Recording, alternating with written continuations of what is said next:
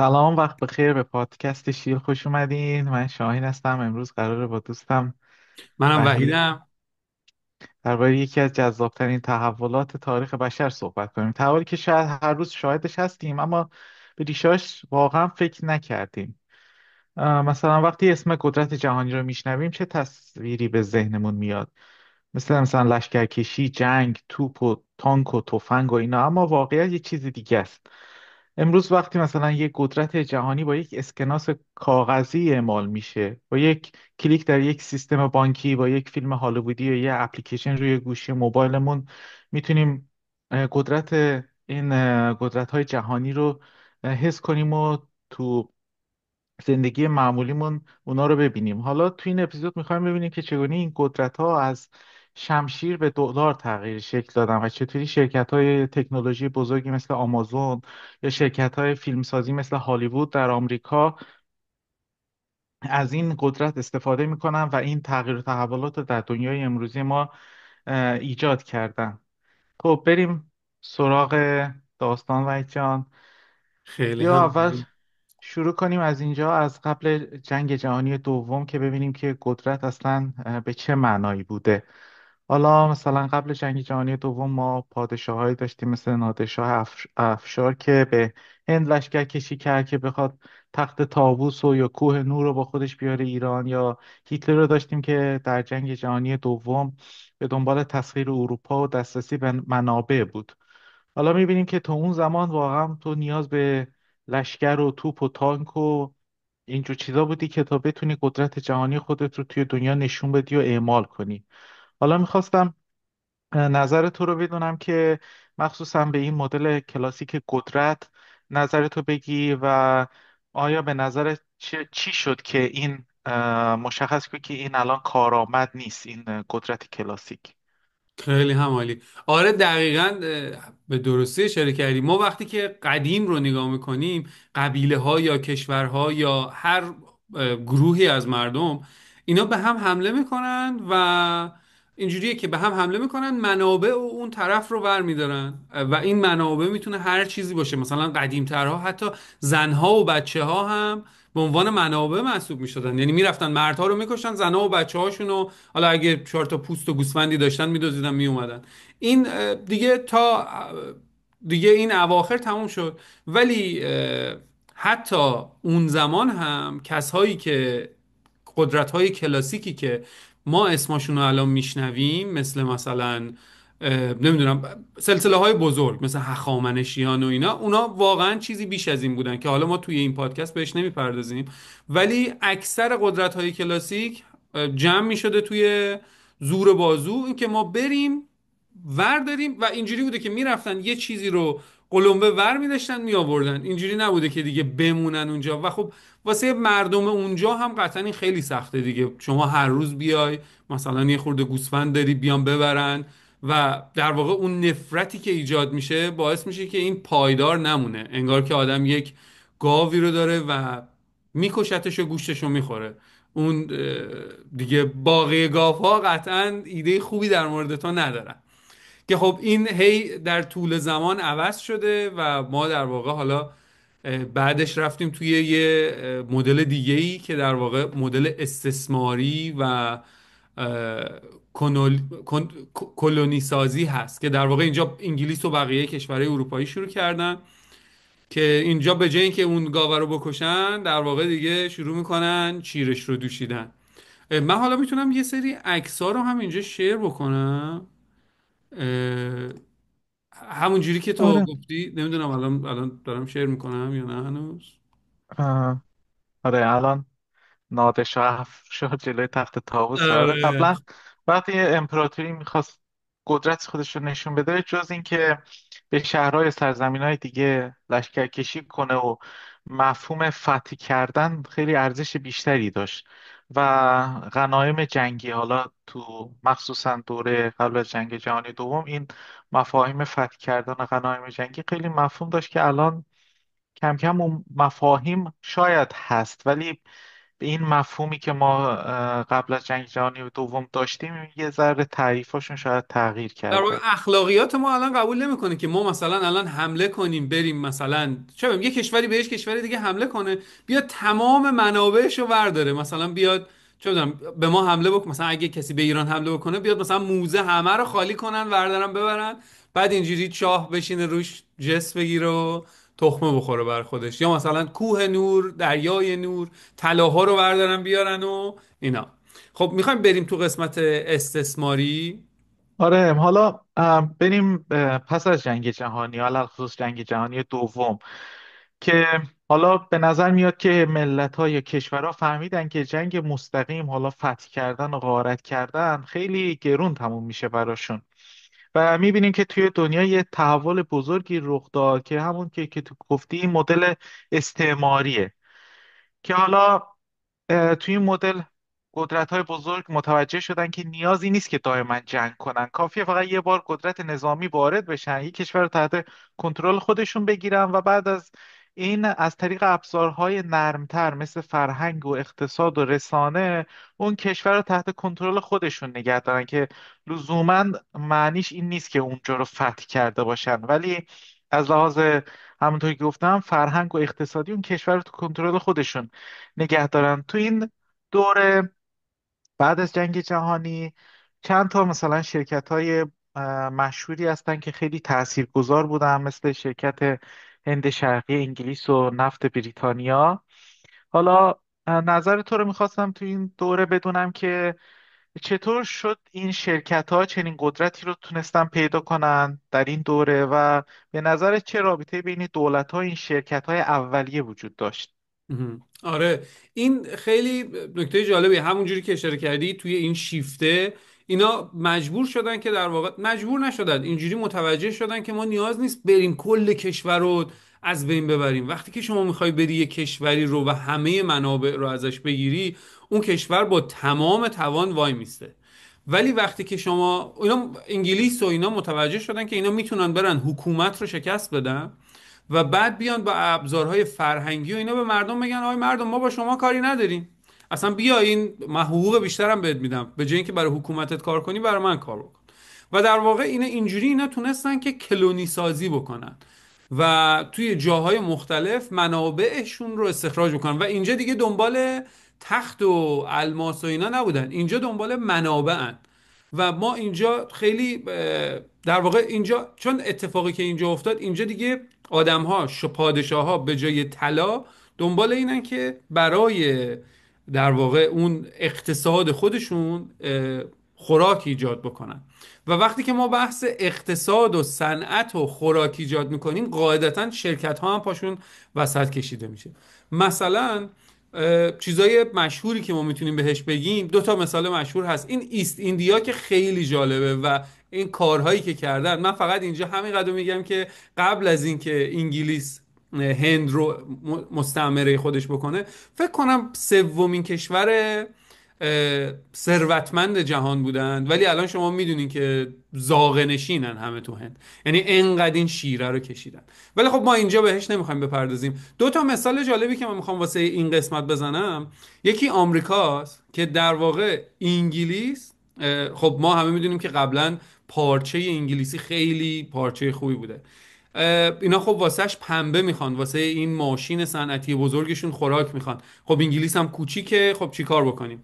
میان آمریکا رو کشف میکنن، میگن که خب اینجا حاصل خیزه ولی خب کارگر نداریم، ما خودمونم که حال نداریم کارگر از اون ور دنیا بیاریم، چیکار کنیم چیکار نکنیم؟ میریم آفریقا برده میاریم.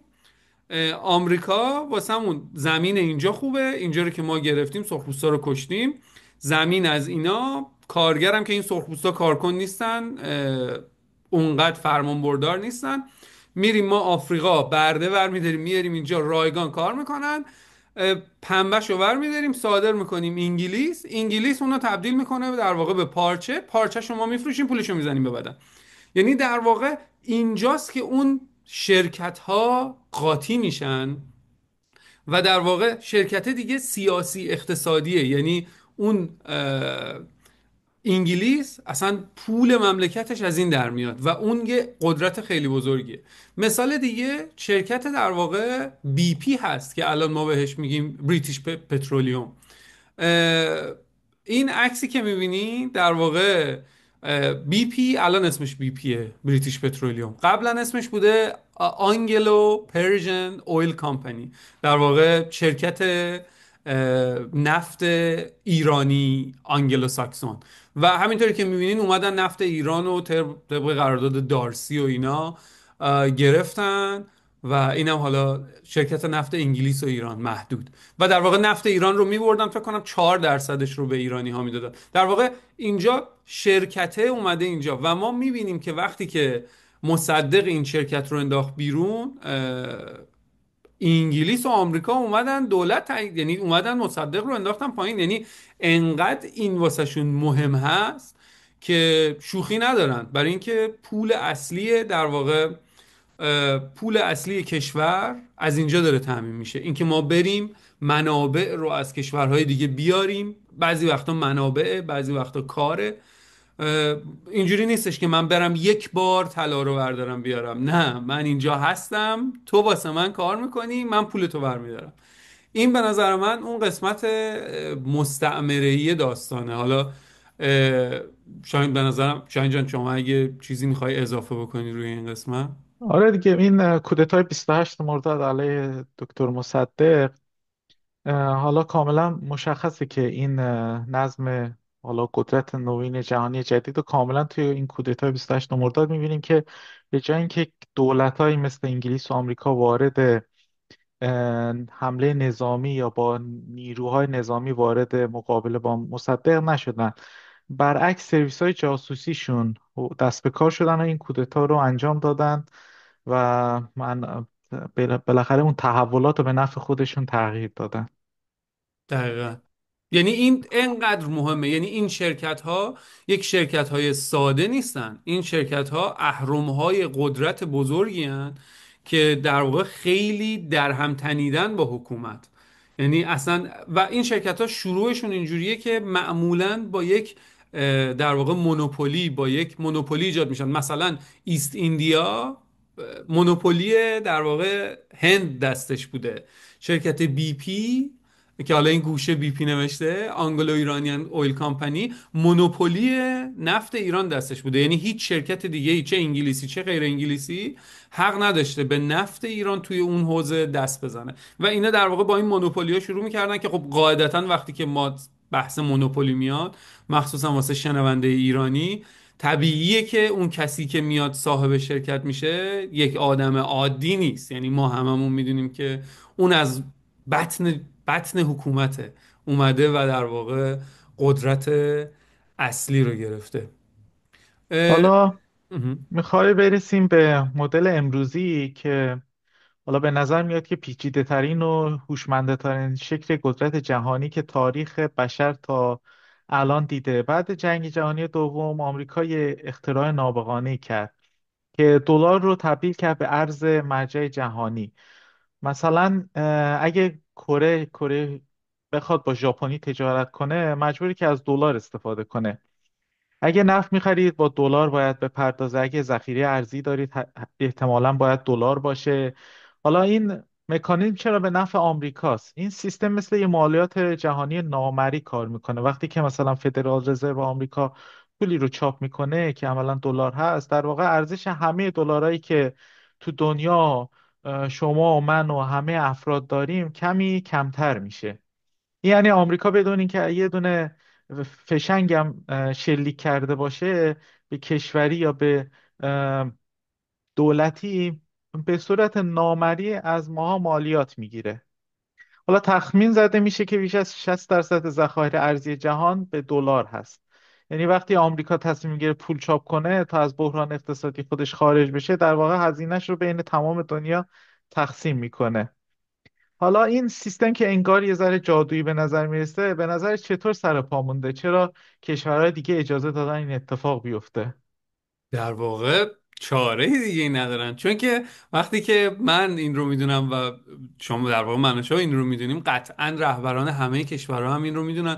در واقع پشتوانه ارز آمریکا قدرت نظامی نامحدودشه. یعنی در واقع قدرت نظامی آمریکا یک جایی وایستاده که میگن که اگه کل دنیا بر علیه آمریکا توی جنگ کلاسیک وارد عمل بشه، احتمالا نمیتونن برنده نخواهند شد.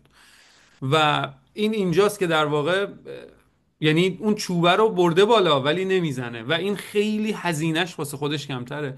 در چیزی که گفتی در مورد قبلی، من یه عکس جالبی دارم اینجا. در واقع علاوه بر اینکه دلار ارز جهانی میتونه در واقع مالیات داره میگیره از همه، بلکه با یه سری رویکردهای دیگه، مثل اینکه خب سویفت دستشه، اینکه چون ارز مرجع مال خودشه، در واقع روی حرکت این ارز هم این میتونه کار بکنه. یعنی اینکه چه کشوری با چه کشوری ارز داره. ما میدونیم که مثلا تو جنگ روسیه اومدن این منابع اولیگارشای روسی رو برداشتن.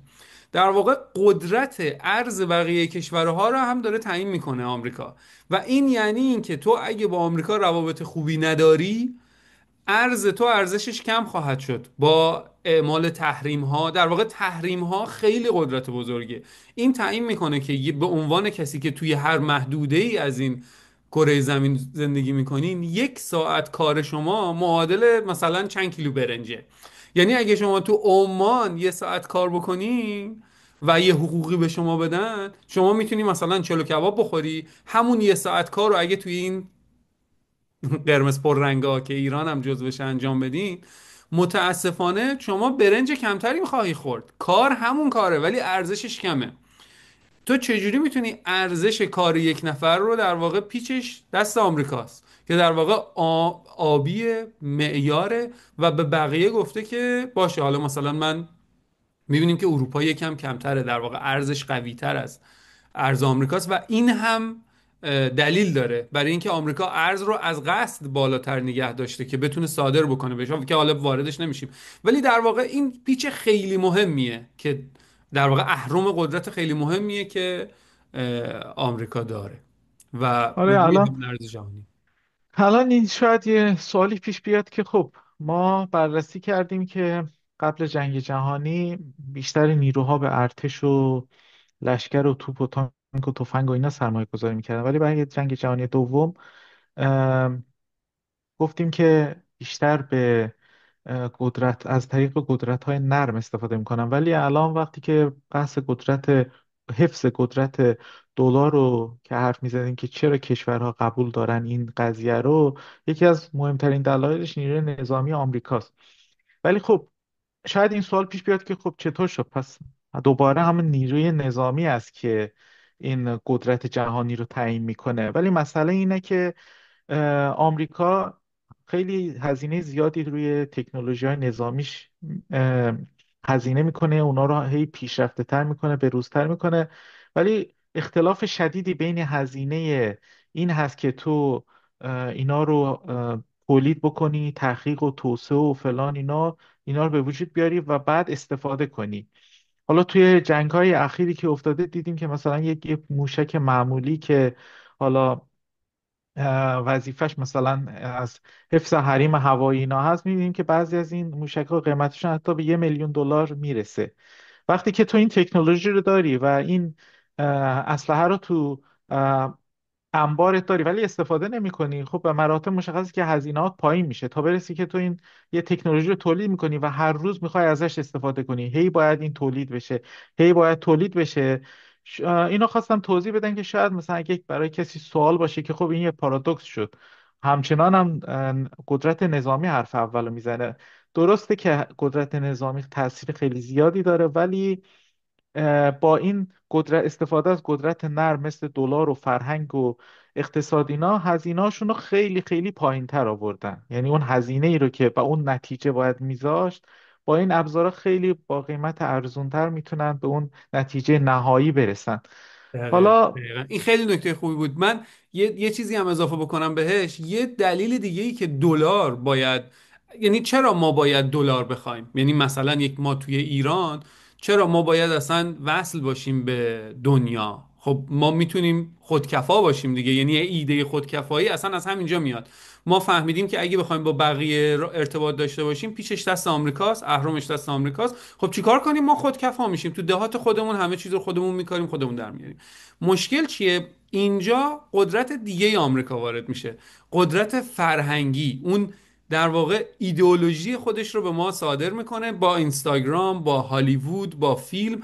چطور؟ اینکه ما الان ما همه اینستاگرام داریم، ما میدونیم که مثلا یه آدمی مثل برد پیت چی کار میکنه، ما میدونیم که مثلا بازیگرای هالیوودی چی میپوشن، چی میخورن، چی کار میکنن، پس ما هم اونو برای خودمون میخوایم. در واقع این فرهنگ مصرفگرایی رو داره تشویق میکنه و تو واسه این که بتونی این مصرفگرایی رو داشته باشی، همه دلشون میخواد گوشی آیفون داشته باشن، همه دلشون میخواد ماشین خوب داشته باشن. این در واقع اون فرهنگ مصرفگراییه که آمریکا این رو به وجود آورده و تو اگه میخوای اون ماشین خوبه رو میخوای، اگه اون آیفون رو میخوای، خب بعد با دنیا معامله کنی، معامله هم که بکنی پیچش دست آمریکاست.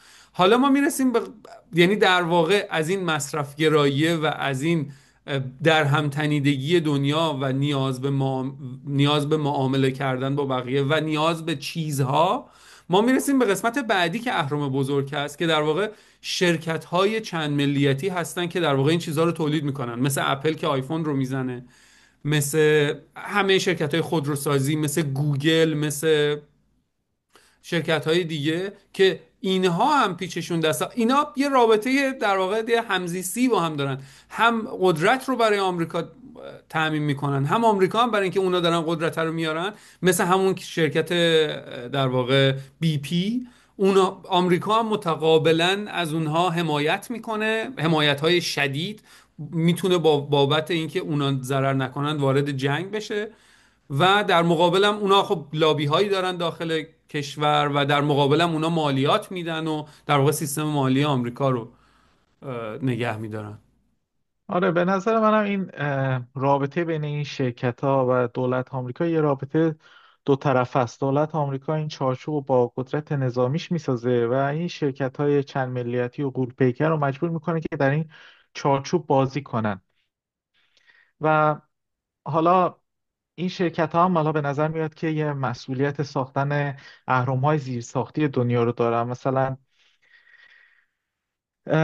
وقتی میخوایم یه ایمیلی رو بفرستیم مجبوریم از جیمیل استفاده کنیم. حالا مجبور نیستیم، اکثر دنیا از این سرویس ها استفاده میکنن. وقتی میخوایم یه چیزی رو سرچ کنیم گوگل استفاده میکنیم. الان شرکت های مثل اوپن ای آی داریم که وقتی که میخوایم از هوش مصنوعی رو اینتگریت کنیم یه جایی از اکثرا از شرکت های آمریکایی استفاده کنیم. علا خصوص شرکتی مثل سویفت رو داریم که وقتی میخوای یه پولی رو بین المللی انتقال بدی مجبور هستی از این سویفت استفاده کنی. یعنی بدون این زیرساخت‌ها اقتصاد مدرن دنیا عملا فلج میشه. حالا به نظر تو این تسلط زیرساختی که حالا عملا توسط آمریکا کنترل میشه، به نظر تو چقدر شکننده است و آیا کشورهای دیگه میتونن جایگزینی واسش بسازن و اگه ساختن آیا موفق بوده؟ خیلی این سوال سختیه که خب اصلا من خودم رو در اون حد نمیبینم که جواب این رو، من نظرم رو دارم میگم، یعنی این واقعا به قول این خارجی ها میلیون دلار کوئسشنه که خب واقعا من اینو ندارم. ولی خب چین خیلی در واقع داره موازی این کارا رو میکنه، یعنی ما هر چیزی رو که ببینیم موازیش رو چین داره میسازه و سعی میکنه که به این زیر ساخت ها وابسته نباشه. و ما داریم میبینیم که وابستگی الان بیشتر برعکسه، یعنی آمریکا خیلی وقت وابسته به چین هست. مثلا توی تراشه ها ما میدونیم که الان انویدیا یا مثلا همین چت جی پی تی و ای آی و اینا، خب قولش انویدیاست که در واقع داره زیر ساخت رو، در واقع سخت افزار رو داره واسش فراهم میکنه. و شرکت تی سی ام اس اگه اشتباه نکنم، یا درست میگم شاید تی سی ام اس. آره. آره، که توی تایوان هست و چین هر لحظه ممکنه بهش حمله کنه. در واقع 60% چیپ های انویدیا رو داره تأمین میکنه و اونجا خیلی آمریکا بهش وابسته است. ما توی در واقع بهش میگن که مواد معدنی کمیاب، که در واقع توی آهنرباها استفاده میشه تقریبا همش دست چینه، یا توی چینه یا از معادنی در میاد که دست چینه. و همه موتورهای الکتریکی، خودروها، وسایل نظامی توش یه آهنربای مخصوصی دارن. و واسه همین این خیلی سوال سختیه به نظر من. در واقع الان اینجوری من میتونم جواب رو بدم که دو قطبی شده، آمریکا و چین به شدت به هم وابستن و الان نمیشه گفت که آمریکا بدون اون یکی میتونه یا نه. ولی بقیه کشورها به نظر میرسه که ول معطلن و خیلی فاصله زیاده و امکان نداره که بتونن از این زیرساخت ها بدون استفاده از اینها زیرساخت موازی خودشون رو ایجاد بکنن. مثلا ما اگه توی ایران ما گوگل و آمازون و در واقع اوپن ای آی و مایکروسافت و اینا همه با هم ساپورتشون رو از ایران قطع بکنن، هممون میدونیم که بعیده که زیرساختی باقی بمونه توی ایران. یه مسئله دیگه که حالا اه، من میخوام اضافه کنم، مثلا اشاره کردی که آمریکا شاید یه ذره وابسته به چین باشه. حالا شرکت TSMC توی تایوانه که حالا بیشتر رابطش با آمریکا بهتره، یعنی عملا اگه اینطوری نبود به نظر من آمریکا اصلا همچین اجازه رو نمیداد که کنترل 90% تولید چیپ دنیا چه دست چین باشه. ولی وقتی حالا مسئله توی AI، مسئله دیپسیک شاید باشه که عملا اون تکنولوژی اصلیش آمریکاست، دستگاه هایی که ساخته میشه توی چین اون تکنولوژی اصلیش، اون طراحی و دیزاین و تولیدش توی آمریکا انجام میشه. بیشتر خط تولید درسته توی چین هست، ولی مثلا توی شرکت هواوی دیدیم که وقتی که آمریکا یا شرکت گوگل اندروید رو تحریم کرد واسه اون شرکت، خیلی به مشکل بزرگی خورد و فروشش توی دنیا تحت تاثیر قرار گرفت. نه تنها توی آمریکا و کشورهای مثل آمریکا و کانادا کلا این برند رو ممنوع کردن، ولی توی کشورهای دیگه هم، چون مردم دیدن که این تکنولوژی که چندین سال باش استفاده کردن یا سیستم عاملی که چندین سال ازش استفاده کردن دیگه توی این گوشی ها دیگه قابل دسترس نیست، شدیداً توی فروشش تاثیر گذاشت. این یه رابطه حالا دو طرفه است به قول تو، من دو ولی طرف هست. طرف آمریکایی هنوز سنگین تره. یعنی اینطوری کاملا 50-50 نیست. طرف آمریکایی هنوز این تأثیر و نفوذش توی شرکت های چینی سنگین‌تر. سرمایه گذارایی که هستن بیشترشون حتی اگه چینی باشن پولشون رو توی آمریکا در میارن، اونجا سرمایه گذاری میکنن. خیلی از افرادی که توی صاحبای این سی او های شرکت هستن یا بنیانگذارای این شرکت هستن توی آمریکا تحصیل کردن، که حالا مشخص نیست که وقتی که توی آمریکا زندگی کردن چقدر تحت تاثیر این ایدولوژی آمریکایی قرار گرفتن و این چه تاثیر روی تصمیماشون الان میذاره. حالا یه ذره هم در مورد اهرم نظامی حرف بزنیم که این لابیگری هایی که این شرکت های تسلیحاتی آمریکایی انجام میدن، این سیستم چطوری کار میکنه و آیا اینا هستن که سیاست خارجی آمریکا رو تعیین میکنن یا بالعکسه؟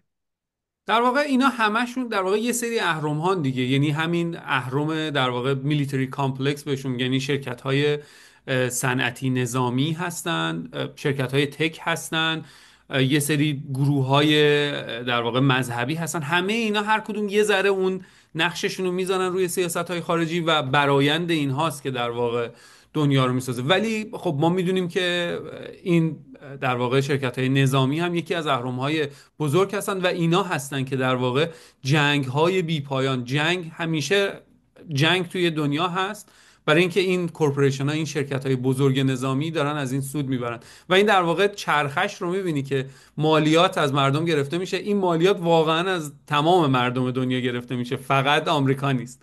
این یویی که نوشته این واسه مردم آمریکا نوشته، ولی مالیات رو ما تو قسمت اول توضیح دادیم که از مردم دنیا گرفته میشه، میره کنگره آمریکا، اونا میدن به پنتاگون، پنتاگون این رو میاد میده به شرکت های نظامی که در واقع این همین میلیتری کامپلکس هست، اونا اسلحه میسازن و اینا میرن باهاش جنگ میکنن.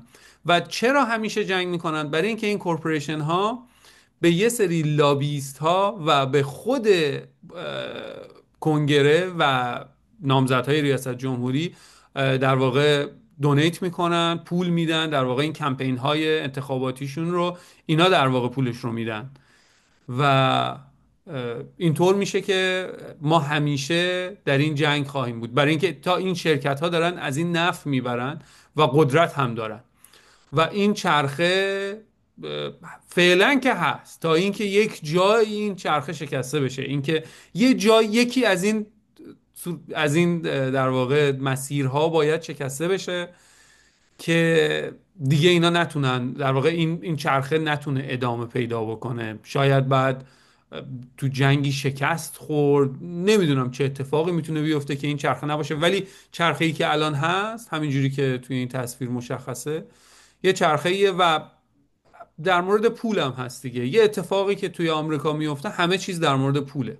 در واقع شما روند پول رو نگاه بکنی انگار که، در واقع حرکت پول رو که نگاه بکنی انگار که حرکت قدرت رو نگاه کردی. به همین نقشه اگه نگاه بکنی شما قرمزها انگار اونقدر قدرت ندارن، شما هر چقدر که سبز و آبی میشی در واقع وضع رفاه مردم افزایش پیدا میکنه و به همین نسبت، یعنی یه کورلیشن خوبی داره، یه همراستایی خوبی داره.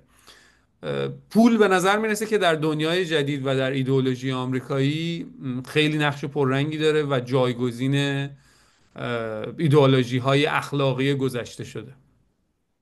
حالا یه جنبندی کنیم که حالا ما بحث کردیم که قدرت جهانی سه مرحله رو طی کرده: عصر شمشیر که جنگ مستقیم و غارت اینا بود، بعد عصر استعمار بود که کنترل اقتصادی و فرهنگی، و الان که عصر دلار هست که مالیات نامری جهانی هست. حالا ما بیشتر این تاثیر رو توی آمریکا بررسی کردیم. لزوما به این معنا نیست که اگر بعدا کشور دیگه مثلا شاید مثل چین این کنترل رو توی دستش گرفت همه چی بهتر و عالی بشه. لزوما این معنایی نداره. همینطور که در طول تاریخ که بیشترش توی عصر شمشیر بوده، هر کسی که این قدرت رو در دستش گرفته اول یه ذره نرمتر بوده، یه ذره ملایمتر رفتار میکنه با مردم خودش، با کل دنیا، که این قدرتش رو راحتتر قبولشون کنه. ولی بعد یه مدت، یعنی این توی طی تاریخ، توی همه امپراتوریا، همه تغییرات دیدیم که بعد از یک مدتی که حالا متغیره، شاید دهه ها طول بکشه، صده ها طول بکشه، ولی بعدا این قدرت که جا افتاد همیشه یک چرخه منفی شروع میشه که تاثیرات منفی به کل دنیا و ملت ها و آدم های حالا اون کشوری، کشورهای جهانی میذاره. حالا این چرخه هم که الان حالا ما توضیح دادیم، لزومش این نیست که این چرخه بشکنه دیگه دنیا یه جای خیلی عالی گلوبال برای بشه دیگه. ماها بشه. قطعا این نه. قدرت این قدرت قطعا میفته نه. به یه شرکت، حالا کشور یا یه ایدولوژی جدیدتر، و اینا هم دوباره شروع میکنن کم کم کم کم بعد از اینکه همه چی رو جا افتاد، دوباره فقط به نفع خودشون این سیستم رو ادامه میدن که دوباره این چرخه دوباره بیفته. من همیشه اینو فکر میکنم که مثلا اگه ما بتونیم توی تاریخ اه، سفر کنیم، بریم به روم باستان یا مصر و به مردمی که اونجا زندگی بکردیم، مثلا بهترین و غنی‌ترین دوران روم باستان یا فرعونا، بگیم که مثلا دولت شما، سیستم شما از بین میره، اصلا کلا حذف میشه تا مثلا 1000 سال بعد، اینا هیچ کسی این حرف رو باور نمیکنه. مثلا میگه که آقا ما نصف دنیا رو داریم کنترل میکنیم، ارتشمون به اینقدر بزرگه فلان. به خاطر همین هیچ سیستمی نمیتونه تا ابد زنده بمونه، و هر سیستمی که متاسفانه به وجود میاد به جدیدش، رفته رفته بیشتر و بیشتر میخواد منابع دنیا رو به دست بگیره، کنترل دنیا رو دست بگیره، و بیشتر حریص میشه که این قدرت رو اصلا از دست نده، و دست به کارهایی میزنه که خیلی آسیب‌های شدیدی به ملت‌ها و منابع طبیعی و زندگی های روزمره آدما میزنه، که باعث حالا آزار و اذیت و خیلی اتفاقایی که دیدیم و خواهم دید شده. خب. اصلا من اینم بگم و دیگه تمام بکنیم. اصلا هر وقت که 4 نفر دور هم جمع میشن، اصلا من فکر میکنم اگه یه سری آدم برن بهشت و اونجا یه درخت سایش خوب باشه، سر اینکه کی زیر اون سایه بخوابه دعوا میشه. و این هم همون اتفاقیه که توی در واقع قدرت میفته و آدم ها وقتی که به قدرت میرسه، چون که قدرت محدوده، همه اگه قدرت داشته باشن که اصلا معنی قدرت اینه که تو میتونی رو بقیه اثر بذاری دیگه. پس همه نمیتونن قدرت داشته باشن و همه دارن سر هم در واقع تلاش میکنن، رقابت میکنن برای رسیدن به اون. و وقتی هم که برسه، هر گروهی که برسه خودش میخواد زیر درخت خوبه بخوابه و واسه همینه که مشکل پیش میاد و مهم نیست کی تو قدرته، معمولا سر یه سری بیکلا میمونه. خب اینجا موضوع ما رو به پایان برسونیم. ممنون که با ما بودید. امیدوارم این بحث براتون جذاب بوده باشه. اگه دوست داشتید حتما اینو با دوستاتون به اشتراک بذارین، لایک کنین، کامنت بذارین و منتظر اپیزود بعدی ما باشید. خدا خیلی نگهدار. ممنونم، خداحافظ، مراقب خودتون باشین.